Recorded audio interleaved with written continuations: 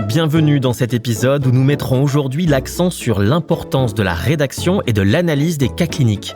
La rédaction professionnelle est partout dans notre quotidien de soignant, mais les réponses attendues au sujet du concours ont leur spécificité.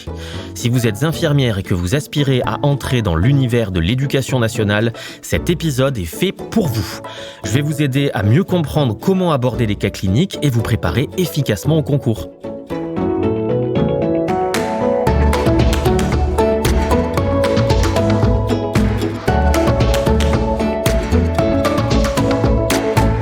L'infirmière de l'éducation nationale est au cœur de l'établissement scolaire, responsable de l'accueil des élèves à l'infirmerie, de la gestion des soins et des urgences. J'imagine que vous le savez déjà, mais l'écriture est un outil indissociable de votre responsabilité professionnelle. Elle vous permet de structurer votre pensée, de documenter vos actions et de transmettre des informations. C'est un véritable engagement professionnel. L'écriture est au centre de nos actions quotidiennes. C'est un moyen d'organiser votre action, de justifier de vos décisions et de transmettre les données utiles à la prise en charge des élèves. C'est un devoir professionnel qui engage votre responsabilité. Pour rappel, le Code de santé publique précise que l'infirmier établit pour chaque patient un dossier de soins infirmiers contenant les éléments pertinents et actualisés relatifs à la prise en charge et au suivi.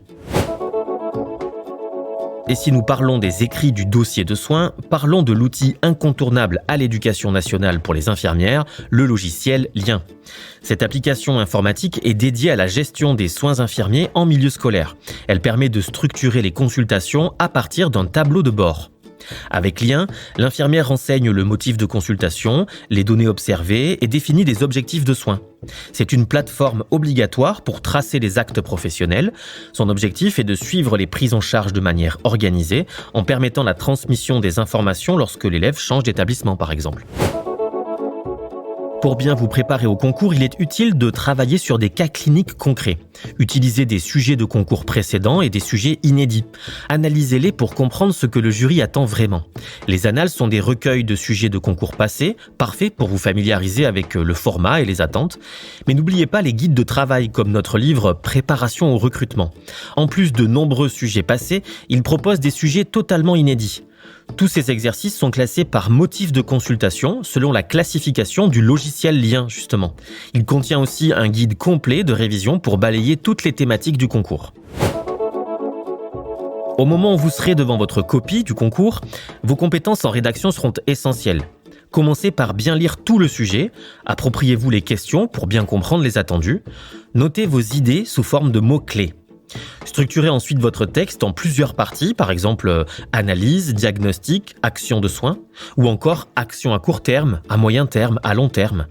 Rédigez un brouillon clair et lisible, puis corrigez les erreurs. Utilisez des mots précis et un vocabulaire varié. N'hésitez pas à rédiger des listes avec des tirets, par exemple, pour gagner en efficacité si la question posée s'y prête. Pour réussir, préparez-vous avec toutes les ressources à votre disposition, y compris des livres spécialisés. Cultivez le goût pour l'écriture et la responsabilité professionnelle, et surtout, ne vous découragez pas. J'espère que ces quelques conseils vous seront utiles. Ils viennent en complément des outils à télécharger que vous pouvez retrouver à tout moment sur www.alinfirmerie.com. Dans le prochain épisode, nous aborderons la suite après le concours, comment fonctionne le classement et le système de listes complémentaires. Vous pouvez dès maintenant poser vos questions sur nos réseaux. Nous essaierons de vous apporter les éclairages utiles pour vous accompagner dans votre projet. Alors merci et à bientôt à l'infirmerie.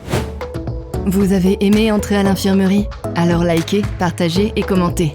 Retrouvez tous les épisodes sur vos plateformes de streaming préférées et sur nos réseaux sociaux @l'infirmerie.